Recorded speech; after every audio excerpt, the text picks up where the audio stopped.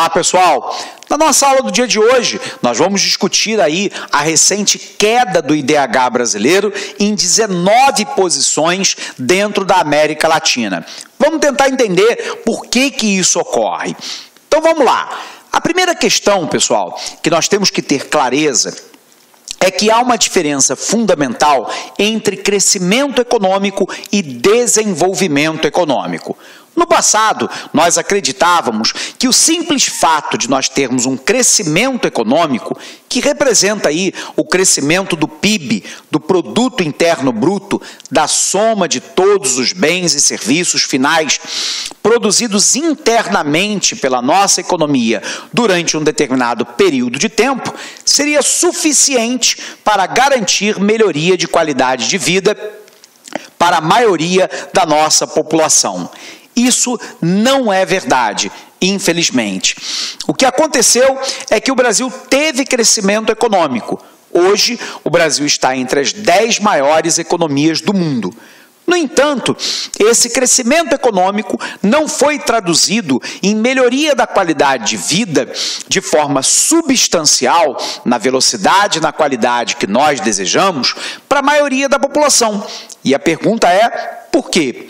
Porque essa renda foi muito mal distribuída ao longo do tempo histórico.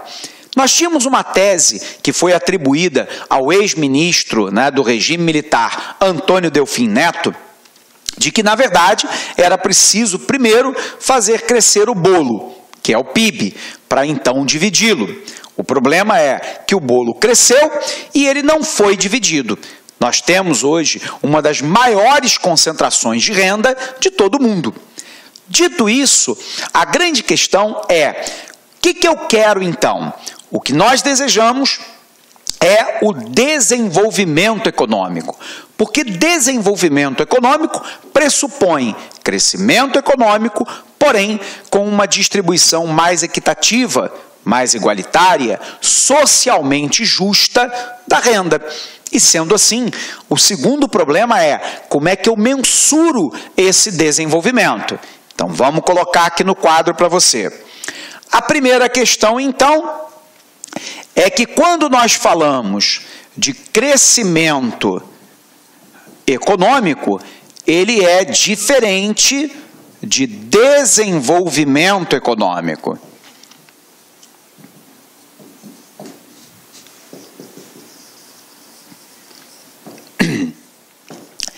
Crescimento econômico diz respeito ao crescimento do produto, que no Brasil é medido pelo PIB. O problema é que esse produto pode não ser distribuído de maneira igualitária. E aí o que nós desejamos, na verdade, é desenvolvimento econômico, que é igual a crescimento econômico mais uma distribuição equitativa da renda. Então isso é o que nós desejamos. Dito isso, pessoal, o problema seguinte é a gente tentar entender como é que a gente mensura esse desenvolvimento. A ONU utilizava um critério que nós chamamos de PIB per capita. Então eu pego o PIB e divido pela população absoluta. E aí eu tenho uma renda média per capita dessa população. Bom, qual é o problema desse indicador? O problema é que ele é uma renda média. Então, por exemplo, no último ano, cada brasileiro deveria ter ganho mais ou menos 12 mil dólares no ano. Se nós considerarmos aí uma paridade de 3 dólares, de 3 reais, perdão, para cada dólar, cada brasileiro teria ganho aí mais ou menos 36 mil reais no ano passado, o que obviamente não é verdadeiro, porque boa parte dos brasileiros ganha um salário mínimo e existe uma parcela da população brasileira que ganha menos de um salário mínimo. E, portanto, o problema do PIB per capita é a distorção de renda. Resultado, ele não é um indicador completamente confiável para a gente mensurar o desenvolvimento econômico. Coloquemos ele aqui. O nosso problema agora trata lá a respeito da mensuração. Então, na mensuração, o primeiro critério é lá o PIB per capita.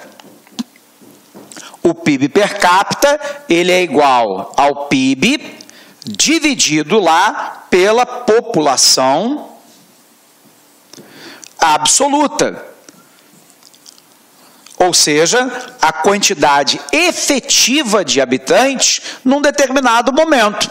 Nesse sentido, o Brasil teria, no ano de 2016, uma renda per capita de mais ou menos $12.000 ao ano, o que não é uma realidade nacional.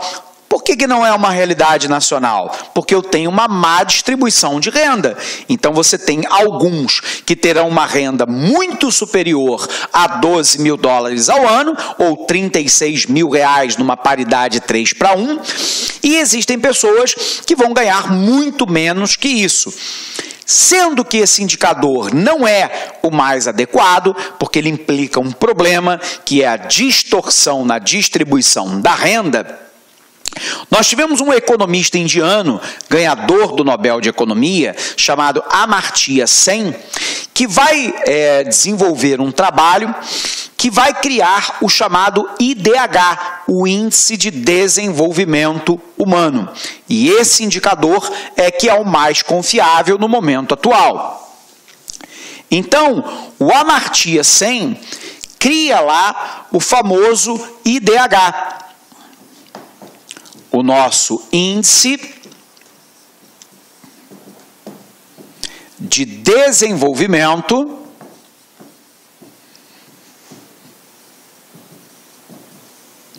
Humano. Observe que o Índice de Desenvolvimento Humano, ele varia de 0 a 1. E quanto mais próximo de 1, melhor o desenvolvimento econômico. Ok? Bom, a pergunta é: quais são os critérios que são adotados pelo IDH? 2 critérios são critérios sociais, que refletem basicamente o acesso da população à saúde, à educação, à alimentação, saneamento básico, segurança pública, habitação, enfim, mobilidade urbana, que se reflete na sua qualidade de vida, que se reflete nos indicadores educacionais. Então, o primeiro grande indicador é a chamada expectativa de vida, quantidade média de anos que uma pessoa vive ao nascer em determinado país. Isso aqui também é chamado de longevidade. Isso é reflexo de todos aqueles elementos que nós colocamos: saúde, educação, saneamento básico, habitação, segurança pública, mobilidade urbana e por aí vai. O segundo critério é o critério da educação. E nesse caso aqui, eu quero saber 2 coisas, Primeiro, o número de analfabetos em relação à população total. Nós sabemos que países mais desenvolvidos têm um número de analfabetos praticamente residual ou quase eliminada. E eu quero saber o número de anos de escolaridade dessa população. Nós sabemos que países mais desenvolvidos tendem a ter um número maior de anos de estudo por parte dos nossos estudantes. Finalmente, um critério econômico que é o critério do PIB per capita. Mas aqui no IDH, o PIB per capita representa apenas 1/3 do indicador. E, portanto, obviamente que a distorção é menor. 2/3 do indicador são dados sociais. Então, não é que não haja distorção, mas a distorção é muito menor. Então, o Índice de Desenvolvimento Humano é hoje um dos instrumentos mais confiáveis que nós temos para podermos mensurar o grau de desenvolvimento de um país.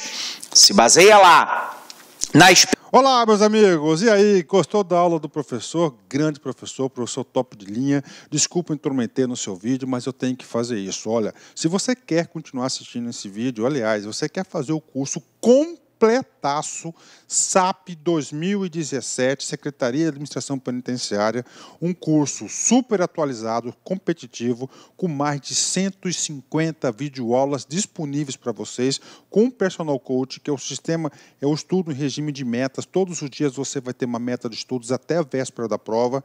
Então, convido vocês a acessarem o laconcurso.com.br. Esse curso custa apenas 10 mensalidades de R$30 e eu tenho certeza, mas olha, certeza, olhando olho no olho, se você cumprir as nossas orientações pedagógicas, lá no dia da prova, no dia 6 de agosto, você estará super competitivo, pode ter certeza disso. Tá certo, meus amigos? Espero vocês no like. Ah, já esquecendo, essa aula que você acabou de assistir, você quer o material de apoio, você quer o PDF dela? Então vai lá, acesse o site lá, concurso, clique lá em documentos, não vai pagar nada, pode ficar tranquilo e você vai ter o material de apoio dessa videoaula. Tá certo, meus amigos? Então espero vocês aqui no LAC. Forte abraço, fui, obrigado, tchau. Clique lá.